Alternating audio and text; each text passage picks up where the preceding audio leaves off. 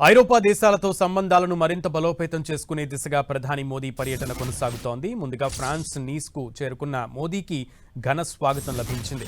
ప్రవాస భారతీయులు మోదీకి గ్రాండ్ వెల్కమ్ చెప్పారు. ఫ్రాన్స్తో ఆర్థిక, సాంస్కృతిక సంబంధాలను మరింత బలోపేతం చేయడమే ప్రధాన లక్ష్యంగా ఈ పర్యటన ఉండనుంది. ఫ్రాన్స్ అధ్యక్షుడు ఇమ్మాన్యుయల్ మాక్రాన్, స్లోవేకియా ప్రధాని రాబర్ట్ ఫికో ఆహ్వానం మేరకు ఈ రెండు దేశాలలో పర్యటించనున్నారు ప్రధాని.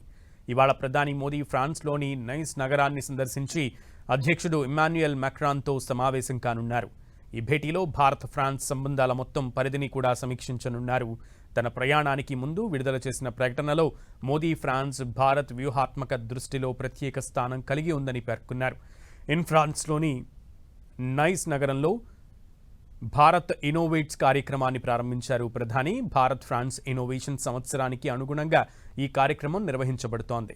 ఫ్రాన్స్ పర్యటన చివరి దశలో ప్యారిస్కు జరగనున్నటువంటి వివాటెక్ 2026 కార్యక్రమంలో కూడా ప్రధాని పాల్గొననున్నారు. ఇది యూరోప్లో అతిపెద్ద టెక్నాలజీ ఇన్నోవేషన్ సమావేశంగా గుర్తింపు పొందింది. ఈసారి భారత్కు అతిపెద్ద జాతీయ పెవిలియన్ లభించడం దేశ స్టార్టప్ ఎకోసిస్టమ్కు అంతర్జాతీయ గుర్తింపు పెరుగుతోందని సూచిస్తుందని మోదీ తెలిపారు. ఇక స్లోవేకియా పర్యటన అనంతరం ప్రధాని మోదీ ఫ్రాన్స్లోని ఇవియాన్లో ఈ నెల 16, 17 తేదీల్లో జరగనున్న G7 శిఖరాగ్ర సదస్సులో పాల్గొననున్నారు. భారత్కు వరుసగా 8వ ఆహ్వానం లభించడం దేశానికి లభిస్తున్న అంతర్జాతీయ విశ్వాసానికి నిదర్శనమని ప్రధాని మోదీ తెలిపారు. భారత్లో పెరుగుతున్న గ్లోబల్ ప్రొఫైల్, ఆర్థిక శక్తి, డిప్లొమాటిక్ ప్రభావం ఈ ఆహ్వానాల ద్వారా స్పష్టమవుతోందని ఆయన అన్నారు.